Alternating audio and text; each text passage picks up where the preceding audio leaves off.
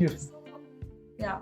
So then, because of the routine, because of the repetitiveness, because of the inertia and the heavy tamasic guna of Ketu, it beautifully puts us inwards, and through the meditative practices, there is creativity, which is experienced by the Magha native. Isn't it beautiful? Yes, now, fifth house, along with the heart and along with the romance and along with the intelligence and the past lives, is also connected with, creativity.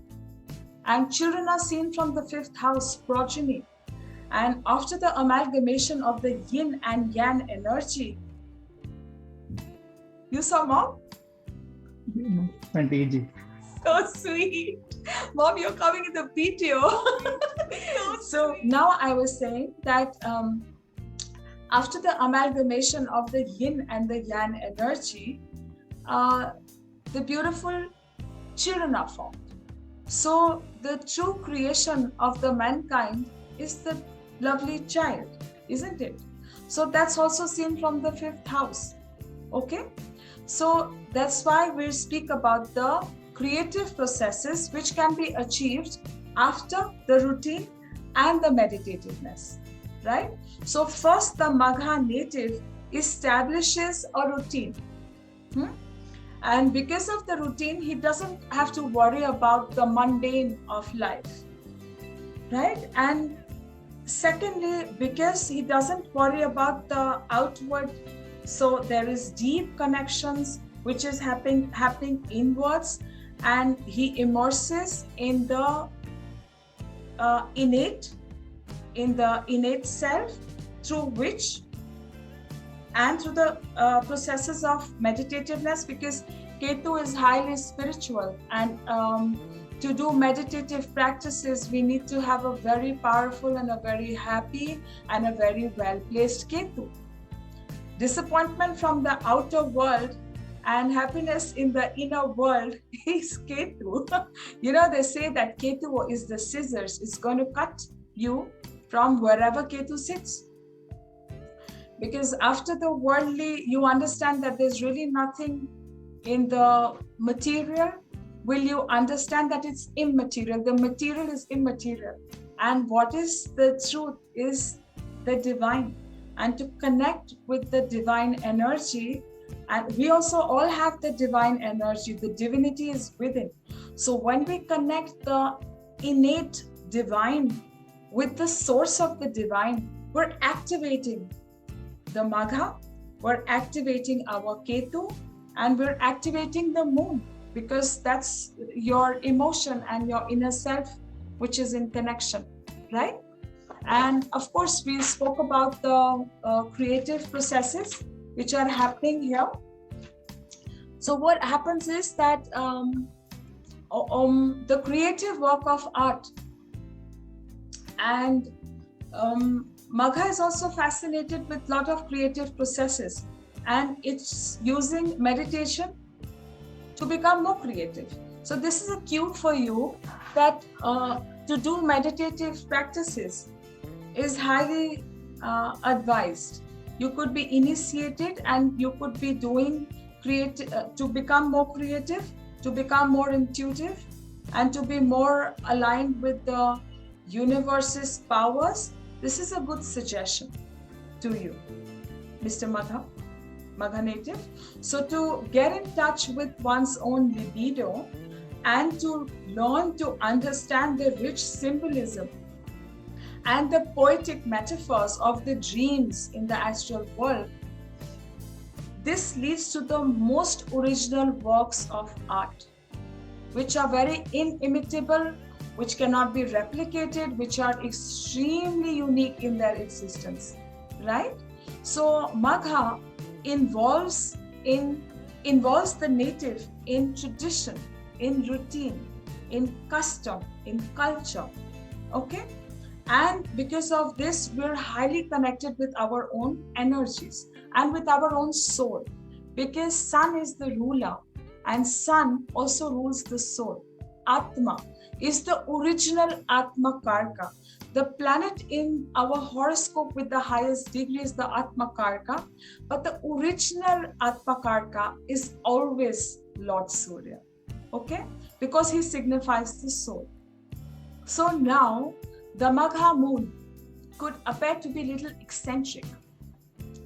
No harm, because in being normal, probably interesting things aren't achieved.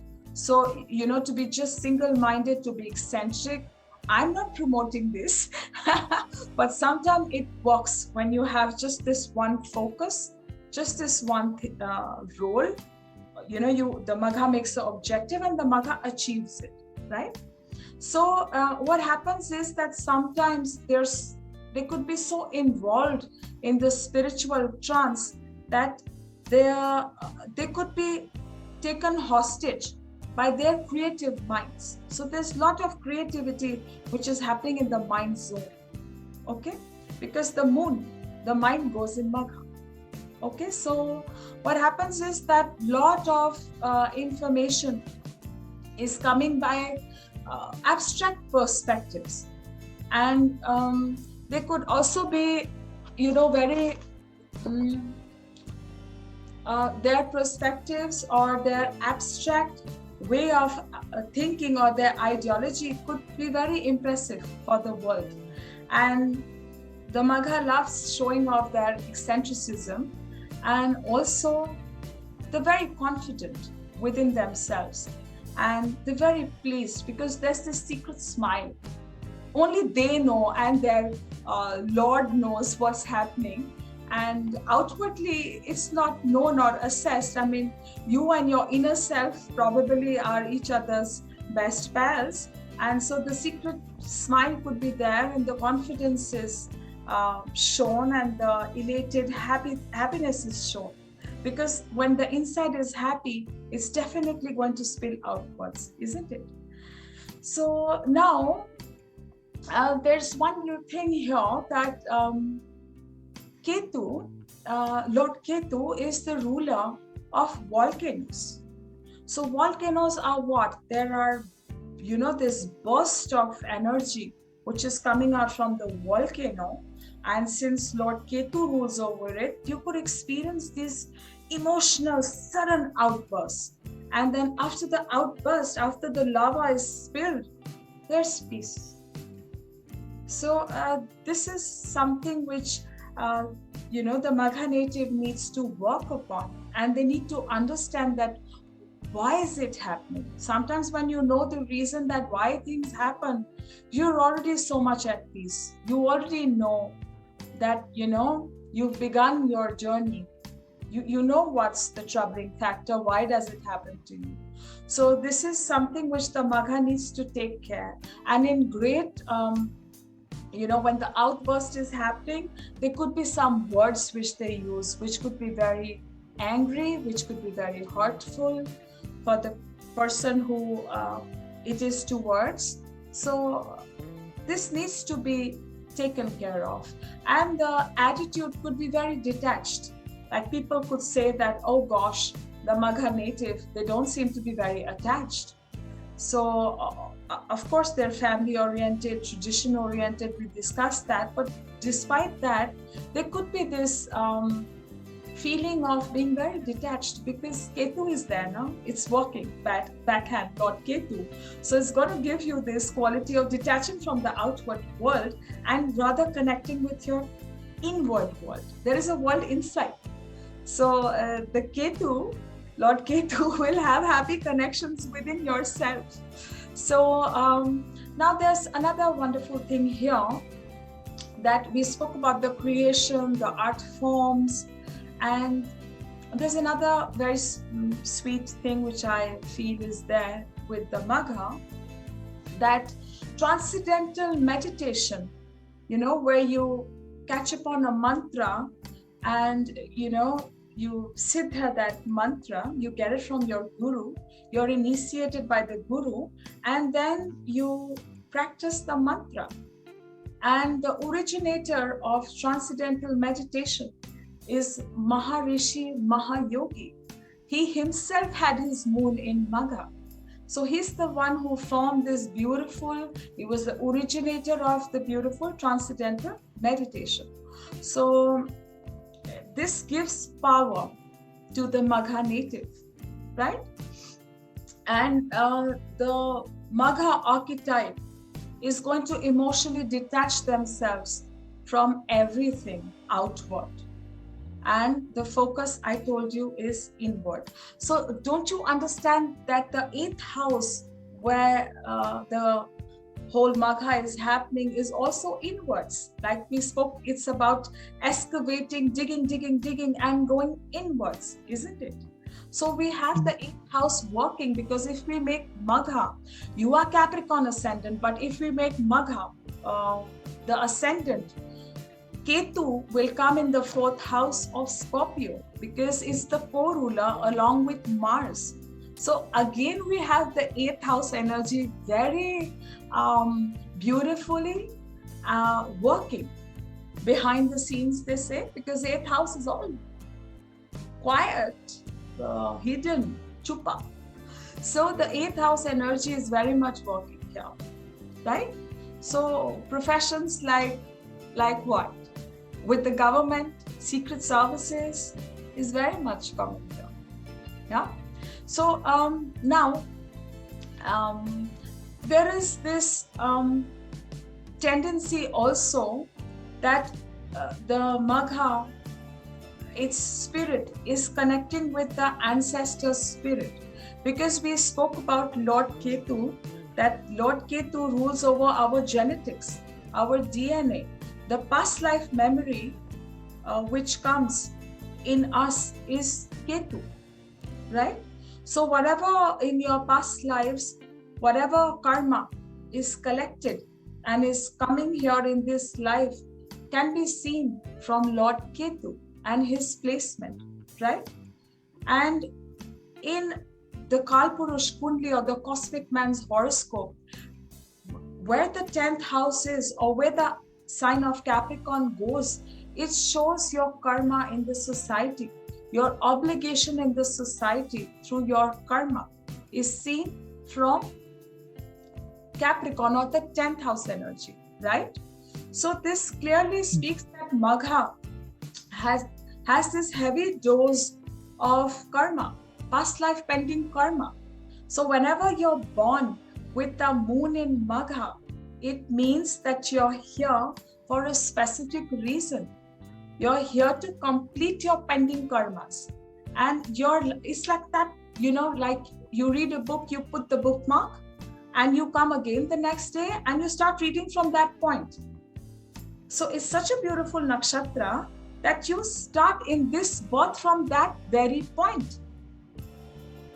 So it eliminates, the various processes, and it straight puts you at that bookmark point, right?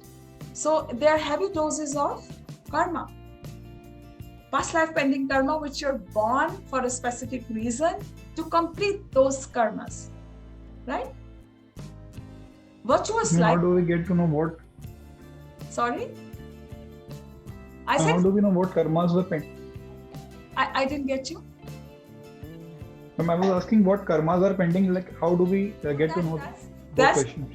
Now let's go through this journey, and you'll understand a lot about what is due. Now it's, yours is in the 8th house, and the kind of profession which is with the central government, which involves secrecy. There is also a planet Venus there.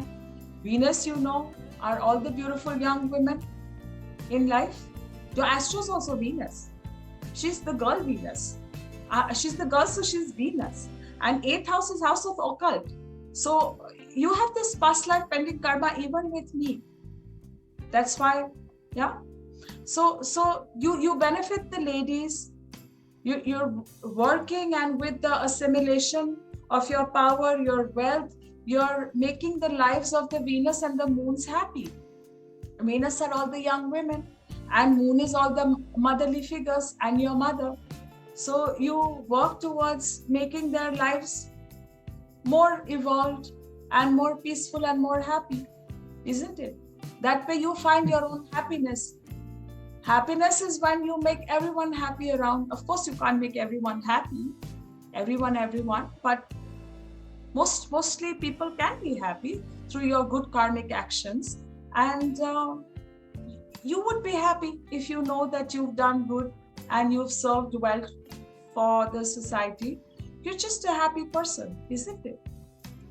So now, Magha is derived from the word Maghe.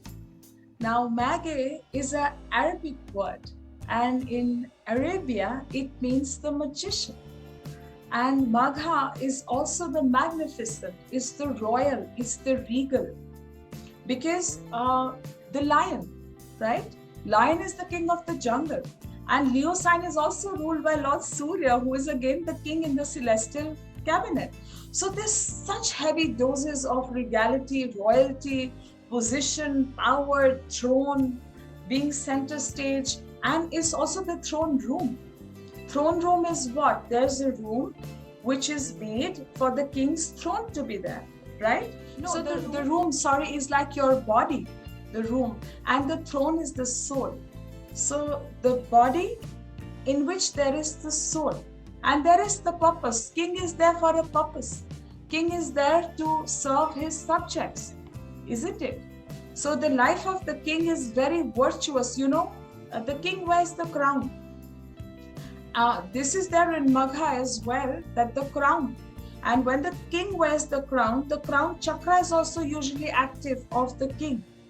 So there is this huge intellect and there is this huge propensity of having spirituality. There is a spiritual connection with the illuminated light. And what is that spirituality? To do good, to do noble. And without, when you're closing your own sensories, it's only that elevated interest and that elevated light, which is just connecting you with the divine, and you become divine. You are so divine. So you feel like only doing relevantly good for everyone who you transcend upon, right? So it's got the magician-like quality. Now, what are magicians? They can, at a drop of a hat, they can change the position, disposition. It's transformatory. So it's again got that Scorpio energy, because the Scorpio energy is speaking about the transformations, right? So all of a sudden, something is changed into something. The hat becomes the rabbit, and the rabbit becomes the ribbon. So you understand that there is this karmic implication of a life being very transformative, which is very so changing. Anything you get, and you can convert it into anything beautiful. Like when cow dung is thrown at you, like people are speaking ill or throwing their negative, we take it that cow dung is thrown at you. So you collect the cow dung and you make manure of it and grow your own garden. So that's the happy magical energy which is there in Magha, isn't it? So it's about the mighty, it's about the royalty, and it's about the regality. And the lion is such a graceful and such a royal animal. You've seen it walking. The gait is so elegant, and the muscles are rippling with power. There's raw energy and power in the lion, right? So that all we see from the Magha. Today you must be one happy man that you're born with Magha. I feel so connected with Magha. I don't have any planet in Magha, but Magha happens with me also, because my moon also will go through Magha. Everybody will go through their Magha. So everybody can feel this nice royalness.